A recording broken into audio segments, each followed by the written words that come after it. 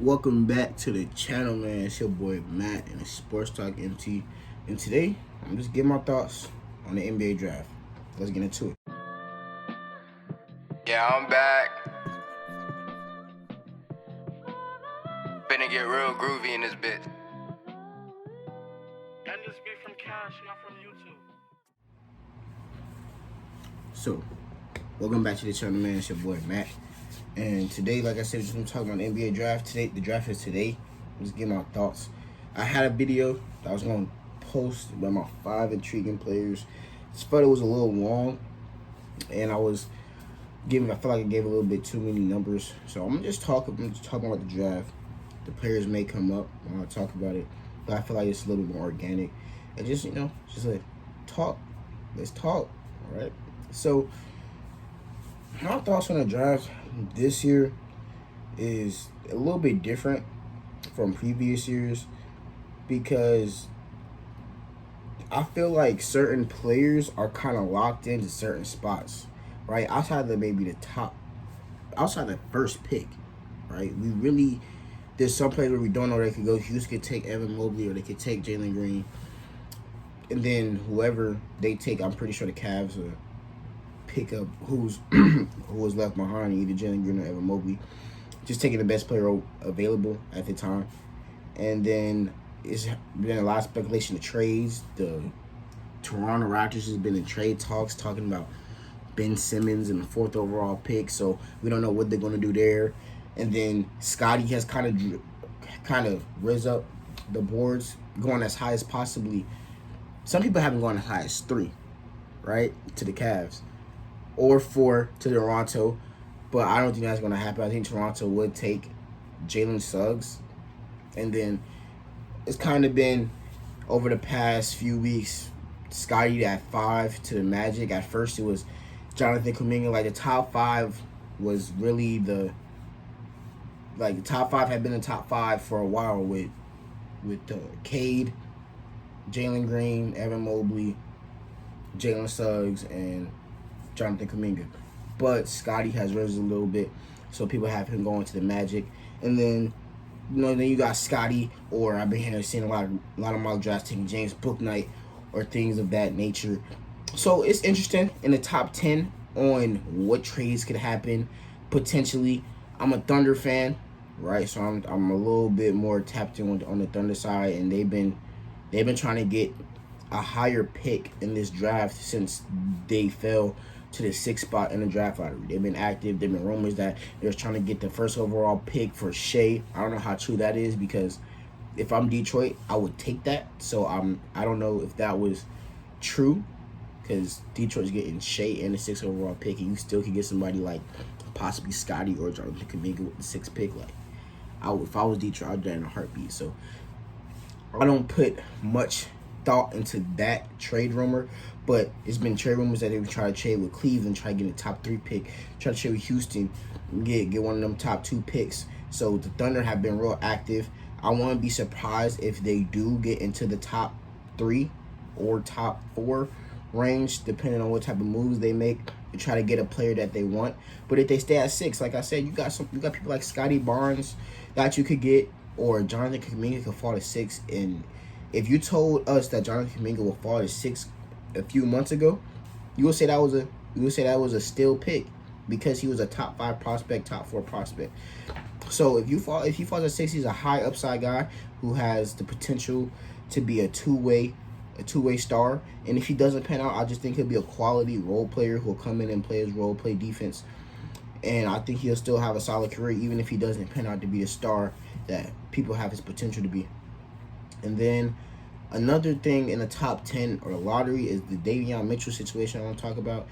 And this is on Davion Mitchell. Like, this isn't his fault or he can do nothing about it. But everybody wants to have him penciled in at the Warriors at 7 because he fits what they need or he brings defensive intensity. Like, you don't draft a top 10 pick to purposely come off the bench. You just don't. Like, what sense does that make? Right? He's a point guard, so he'll be behind Steph. There's no way he could be great, but Steph is Steph. So you're not starting over Steph, and you're not starting over Klay. So you're drafting somebody in the top 7 to come off your bench. I don't like that. So, and I think that's for a lot of teams. Like, so I think people have him going in the top 10. He may fall out the top 10, going to teens, maybe the early 20s. I don't think he's going to go that far to the early 20s, but in that teen range, I think that's probably the most ideal spot. And people will say his draft stock has slipped, but I don't think it's his fault. I just think it's situation or scenario, because if you're the Kings, do you need him at 9? No, you got De'Aaron. He would be a backup. Do you take a backup with the 9th overall pick? If now, since the Pelicans traded the 10th pick to the Memphis Grizzlies, do Grizzlies need a point guard? No, you got Ja, right? You don't need a backup. You got Tyus Jones, you got DeAnthony Melton, so you got good backup PGs and 2s, so you don't even need them at 10, right? 11, you got LaMelo.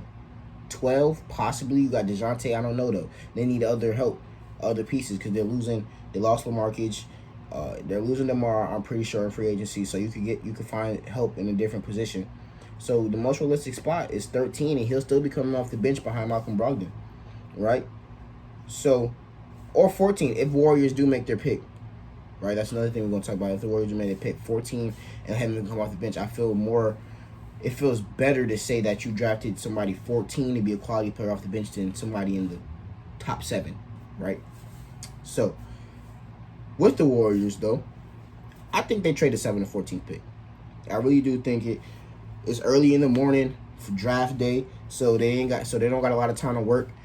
But the Warriors want to compete now. Like, Klay's come back. Klay's going to be healthy. You still got Steph. You still got Draymond. And you have pieces. You got trade pieces. You got 7 and 14 and Andrew Wiggins. You got 7, 14 and James Wiseman. You got 7. Like, there's different combinations you could put in a package to try to get somebody who can help you win right now, other than a rookie. So I do think the Warriors will make a trade today and trade the 7 and 14th overall pick and get a star or a player that can help them win now.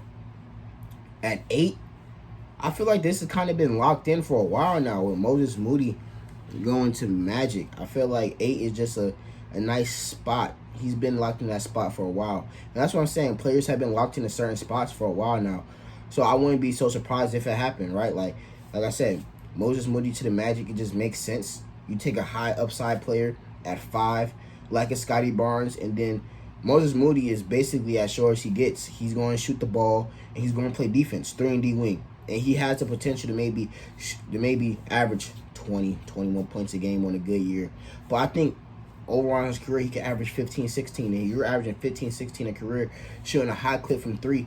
You can't ask more for that, especially if Scotty pans out. So then you just got a great starter with the 8th pick, and then you got a potential star and Scotty that you can run your offense through with the 5th pick. And then the same thing with the Kings and Franz Wagner. There's been speculation or there's been rumors that the Golden State will try to look at Franz Wagner at 7. But I don't see it. Like I said, I do think they'll trade the pick. So I think Franz Wagner at 9's kind of been a lock too. I think the Kings take another skill guy. They took a skill guy in Tyrese Halliburton. Even though people was questioning it, saying they already got De'Aaron, why do they need another point? But Tyrese fell into their lap, and they had no choice to pick him. And they picked the best player available at the time, and it just happened that he was probably one of the most skilled players in that draft. So don't try to reach. You guys have reached and try to get superstar talent and Marcus Bagley and Harry Giles, and you see how that's panned out, right? Get a skilled guy who knows how to play the game and will contribute right away to help De'Aaron get into the playoffs. So take Franz Wagner. He's a stretch big. He can do a little bit of everything. He's not a great shooter.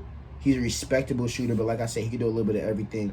And if you pair him along Tyrese Halliburton, De'Aaron Fox, Harrison Barnes, I don't know what you're going to do with not Marcus Bagley, that's his brother, Marvin Bagley. I don't know what you're going to do with him yet. So, but you got a core of De'Aaron, Franz Wagner, and Tyrese Halliburton with a Buddy Hield, depending if y'all don't trade him. I like what the Kings are doing. So the Kings just keep drafting players who know how to play the game. Stop trying to draft high potential, high upside players in this draft. Speaking upside and high potential guys. There's a lot of them in this year's draft that's not going to be in the top 14. They're not going to be in the lottery. I feel like this draft class is really deep on high potential or high upside guys that you could get a BJ Boston in the late first or early second, right? BJ Boston is a high upside guy. He didn't have a great year at Kentucky, but in high school and in pro days and workouts, scouts saw his potential to play on ball, play off ball, lights out shooter, and he's a high upside guy. He's 19, right? So if he comes in the league and he pans out, you got a scorer, you got a scoring wing on your team who can average 20, and you got him in the late first round, early second. Same thing like Zaire Williams. Zaire Williams is probably projected around the 14 to maybe 18 range, something like that in the team range. Zaire Williams is a 6'8" forward who can go get buckets. He can play off the dribble. He can play off ball. He could pull up. He has the potential to be a good defensive player because of his long frame. I think he has like a 6'11" wingspan. So you have high upside guys. Jalen Johnson, Keon Johnson. So if your teams that are late in the lottery or in the back end of the first round and you don't really need if you really don't need somebody who could contribute excuse me, right away, you take a person like Keon Johnson or you take somebody like a BJ Boston and develop them, and when he is ready, then you play him because you have nothing to lose right now. So I think a lot of teams in the back end of the draft could get good quality value picks because the draft is so deep. Another thing is the point guards in this draft class, especially in the first round, is deep too, right? And, we just talking, there's no order, we just talking. And yeah, the point guards is deep. You got Ayo Dosunmu, who could be a first round pick. You got Bones Highland. You got Sharif. You got Trey Mann. Like it's deep. And if a team's looking for a backup point or a start or a point guard that can run your franchise, there is good quality point guards in this draft that can do that. They got Sharif going as early, I think it's like 19 to the Knicks. Anywhere from there and later. You got Bones, who's a lights out shooter, right?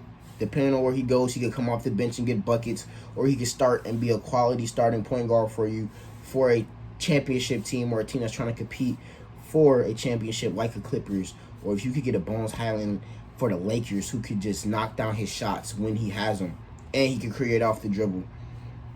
I like it. You also got Jared Butler, who shoots the lights out. 6'2" guard, 6'3" guard, but he knows how to play the game. He's not going to go outside of his role. He's going to play his role. He's going to play at a high level. So like I said, you got a lot of point guards. Ayo Dosunmu could have came out last year. I don't think his draft stock raised, or I don't think it hurt. I think it stayed the same. Fringe first round pick, maybe early second. But he could come in right away and come off the bench and be a key contributor for a team as well. Be a key contributor for the team as well. So, like I said, you got a lot of point guard depth in this league. In this draft. You got a lot of high potential guys in this draft. And then you got a lot of guys who can just come in right away and just do their job. You got a Chris Duarte. He's older. He's the oldest player in the draft, but he could come in and do his job. He will come and knock down shots. In the early second, you got somebody like Herb Jones. I'm an Alabama fan, so I watch a lot of Alabama basketball. That's somebody like Herb Jones who can guard 1 through 5. Like, I watched him guard 1 through 5. He can guard 1 through 5 at a high level. Now, can his offense be consistent enough to stay on the court? Well, that's to be seen. But his defense will get him drafted, and it will keep him on the court because he can play 1 through 5. That's how versatile he is. He's 6'7". If you want him to go super small, you could put him at the 5 or you could put him at the 4. He could play the 3 and he could guard the 3. Right? It's just the offense. So you got people who could come in and do it. Ayo Dosunmu came back. He's been in college for 3 years now. I think he came out his junior year. He's not new to it. He's ready. He can play now. Same thing with Jared Butler. We got a lot of veteran guys who will come contribute now in the back end of the first round and early second. So like I said, this class is really deep. One of my favorite players in this draft that I want to talk about is Josh Primo. Josh Primo out of Alabama is going to be a stud. Listen to me now. He is going to be a stud. He's 6'5", 6'6". He can shoot it, play defense. He can drive. Athletic. He can play off the PNRs. He can come off DHOs. Like, Josh Primo can do a little bit of everything. And whoever takes him in the late first round or the early second, give him a year or two to develop, bro, and you just got the steal of the draft. Mark my words. Like, Josh Primo was one of the best freshmen or the best players on the Alabama team. And Alabama got all the way to the Sweet 16 and was a top 10 team in the country. And he was one of the best players on that team, and he showed it every time he played. So, Josh Primo could do a little bit of everything. I love his game. Like, and scouts love it too, because he's risen the draft boards. When he first declared, people didn't think he should have declared. And he went through workouts. He went through the draft process, and he did all the testing with the sprints and the vertical jumps, and he put numbers up, and scouts love it. And wherever he goes, if he goes to a team like Denver, right? Like, I think at like 26, you let him go to Denver, and then you lose Will Barton or something like that. You let Jamal Murray come back, and then you can slide him at the 2 or the 3 with Michael Porter Jr. You slide him at the 2 because you got Michael Porter Jr. with Aaron Gordon and Jokic. He can play off ball. He can play on ball. He can guard your best. He could guard your best guard, or he could guard the other team's best guard. He do, like I said, he do a little bit of everything. And if a team like Denver get him, I feel bad for the league, because Denver would be deep. They would be deep. So that's probably my favorite player out the draft. Even though I'm an Alabama guy, I just feel like if you watch the tape, you'll see it too. He's one of the most intriguing or the most fun players to watch, and you can see the potential that he has. So I think that's it.